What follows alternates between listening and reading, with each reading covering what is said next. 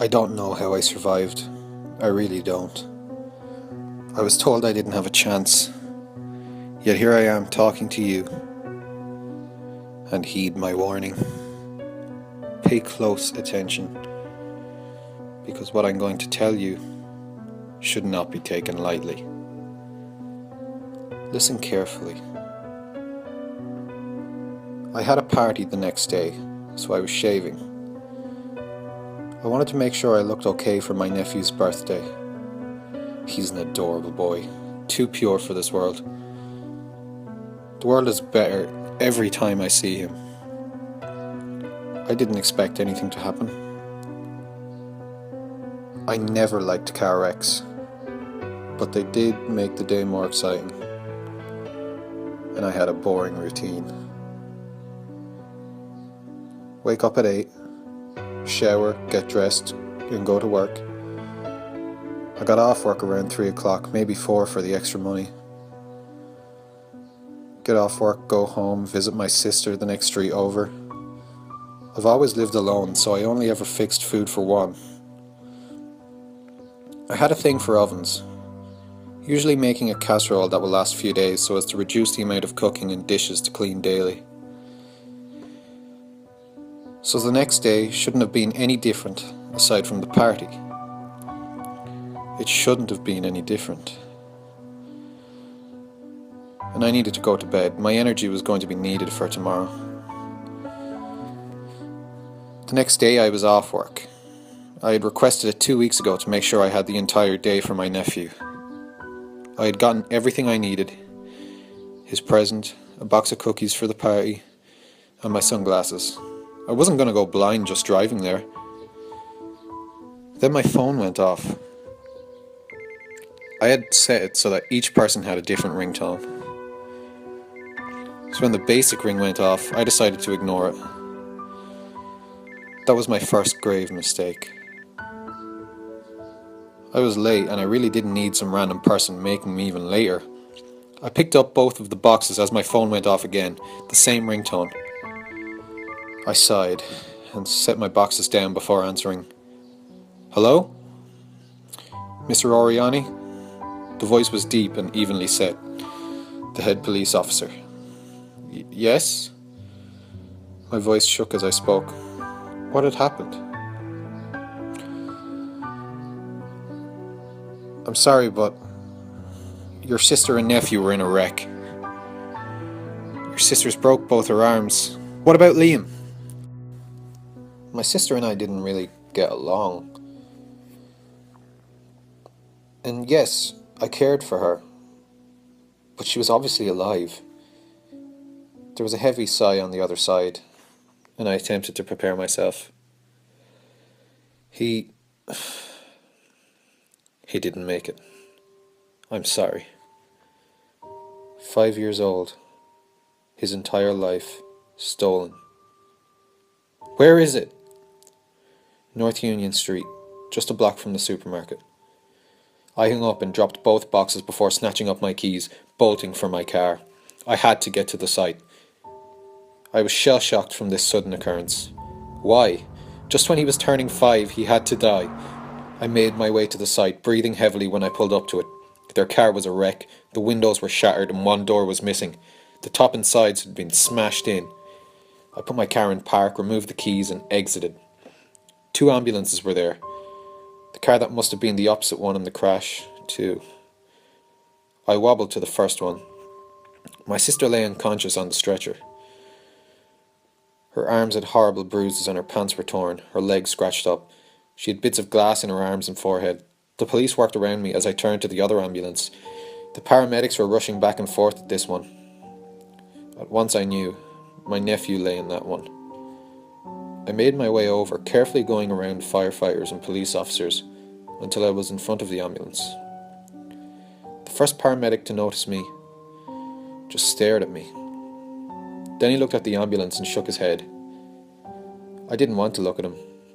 I didn't want to see how bruised he was or how ruined he was. I took a deep breath and forced myself over to them. He lay on the stretcher. I stared as the paramedic stopped, sighing in despair. I'm sorry, sir, he didn't make it. Liam, a perfect angel, a pure soul, had been forced from this world. I broke down and cried on the spot. I'm not going to waste time with the funeral. It wasn't good enough for him, but it was the best we could have done. It was 3 weeks later when it started, when I first saw him. Liam. I was brushing my teeth. I leaned down, spitting the toothpaste into the sink before getting a drink of water to rinse my mouth out. As soon as I leaned up, I instantly spit out the water. In place of my reflection was Liam. "Help me, please!" "Liam? What? How? What the hell?" My nephew banged on the mirror. "Please, Uncle. I'm stuck in here. You have to help me." I shook my head, backing away. He was dead. He couldn't be there. I turned off the light for a moment. I wanted to see if I was just hallucinating. After a moment, I took a deep breath and flicked the light back on. I screamed and fell back, knocking one of my shelves over. Instead of Liam, stood something else. It had black, shaggy and horribly messy hair. He had maroon-coloured horns that curled down, then sharply pointed up. His eyes seemed to be missing, replaced with dark socket-like holes with a single pupil. It was 3 different colours, 2 shades of blue, one lighter than the other, over a rusty red. His mouth was jagged and maroon from what looked like dry blood. His palms pressed against the glass, fingers ending in claws. His mouth opened, breathing fog on the mirror. "Hello, Louise. I've chosen you next."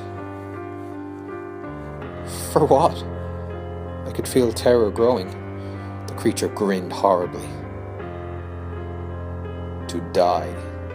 I grabbed the first thing I could and chucked it at the mirror, smashing it to pieces. As soon as it was done, I took off through the house, smashing each mirror I saw. The same creature was always on it just before I smashed it. Finally, I reached the last one. It was a mirror my mother had given me 3 years ago. Now the creature stood behind the glass. "Can't bring yourself to break it?" His voice was horrible. It was scratchy, like nails being drug across a chalkboard. Underneath, I could hear a softer voice. It was horrible. "Oh, poor Louise. Can't break the dear old gift, can we?" I stepped back before whirling and rushing into my room. Sleep, that's what I needed. I turned the light off and crawled into bed. Not breaking the mirror was my second grave mistake. The next day I was walking to work. I worked in a building in the city. That meant I had to pass several windows on buildings. I could see the full creature. He wore what looked like a sweater and had a gold medallion around his neck. His legs looked like an animal's and were covered in black fur. He was a full foot taller than me, and I'm 6 feet tall. I was getting the shivers. "Are you going to let me out yet, Louise?" His grin looked deadly as I struggled not to look at him. It was obviously what empowered him, and I refused to give in. "Louise, you can only fight it for so long. Won't you help me?" His voice changed. I made the mistake in looking. Liam was walking beside me. I shrieked and staggered back. People stopped and looked at me like I was crazy. I shook my head and turned around. I was going back home. I would have to tell my boss I'd caught a cold or fever when I got home. That was my third and last grave mistake. When I arrived home, I ignored my mother's mirror, which the creature was at now.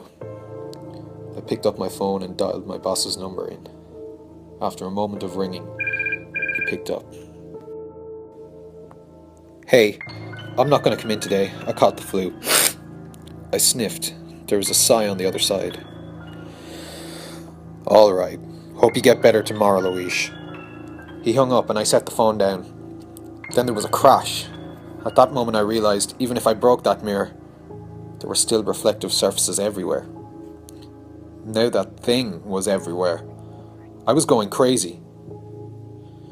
I saw something fly off the counter and hit the window. I closed the curtains. I started closing every curtain in the house, turning the lights off. I wasn't risking any chances of a reflection.